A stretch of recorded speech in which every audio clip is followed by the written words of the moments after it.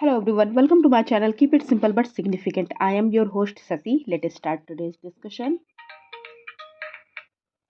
Article 368 of the Indian Constitution deals with what? Article 368 deals करता है किससे? Amendment procedure से. Answer is D. Article 368 of the Constitution of India deals with the amendment process. और ये empower करता है parliament को to amend the constitution by the addition variation और repeal of any provision according to the procedure laid by the there which is given in the article 368.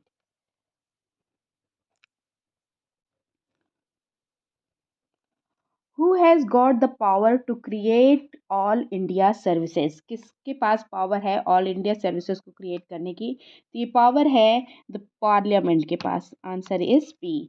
और article 312 provide करता है that an all India services can be created only if the council of state that is Rajya Sabha declares by the provision supported by not less than two-third majority.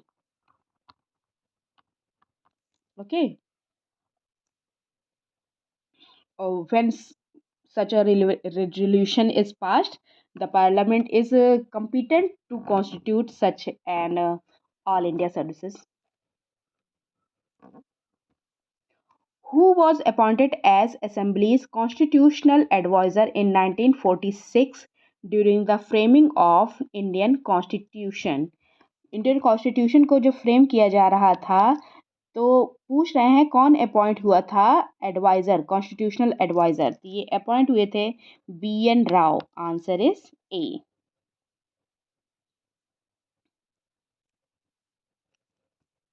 What is the maximum term of Controller and Auditor General of India? Controller and Auditor General of India की maximum term होती है 6 year की, और या फिर 65 years of as. जो भी पहले हो जाए, ये पहले हो जाए या ये पहले हो जाए, तो उतना टर्म होता है इनका.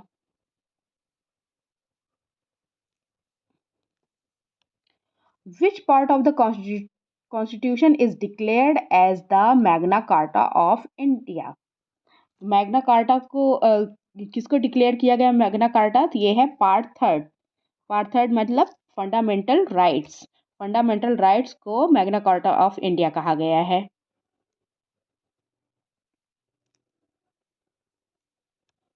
Which of the following is a cognizable offence? Cognizable offence के लिए कौन सा सही है? तो इसमें सही है offence which can be dealt with by the court. Answer is D. Generally cognizable offence का मतलब क्या होता है? Police officer has the authority to make an arrest without a warrant and to start an investigation with और without the permission of a court. With और without any permission of the court कोई police officer किसी को arrest कर सकता है, investigation कर सकता है. और क्या कर सकता है? The police can file A FIR मतलब first information report only for cognizable offences. Which of the following subject is content in the concurrent list? Concurrent list में कौन सा सब्जेक्ट है? इसमें कॉन्करेंट लिस्ट किस में आता है? सेवेंथ शेड्यूल जो है, जो कॉन्स्टिट्यूशन का सेवेंथ शेड्यूल है, उसमें concurrent list, state, union and concurrent list. Union और सेंट्रल जो भी हो, तो कॉन्करेंट लिस्ट आता है सेवेंथ शेड्यूल में. और कॉन्करेंट लिस्ट में इनमें से कौन कौन सा है? तो ये एजुकेशन है जो कॉन्करेंट लिस्ट में आता है. कॉन्करेंट लिस्ट में स्टेट और यूनियन दोनों ही लॉज बना सकते हैं. और कॉन्करेंट लिस्ट में कौन कौन सा आता है? ये आते हैं education including technical education, medical education and universities, और population control, family planning, criminal law, prevention of cruelty to animals, protection of wild life and animals, forests, ETC वगैरह. ये आते हैं कॉन्करेंट लिस्ट में।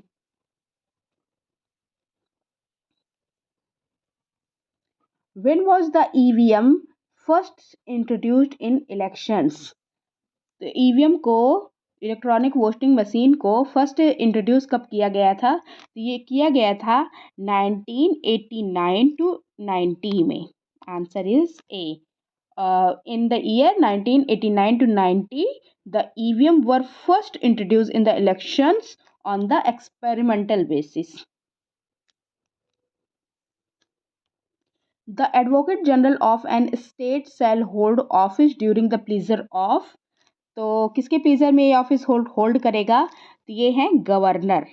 ओके, और ये किस आर्टिकल में इसकी बात होती है? तो ये आर्टिकल है 165 क्लॉज 3।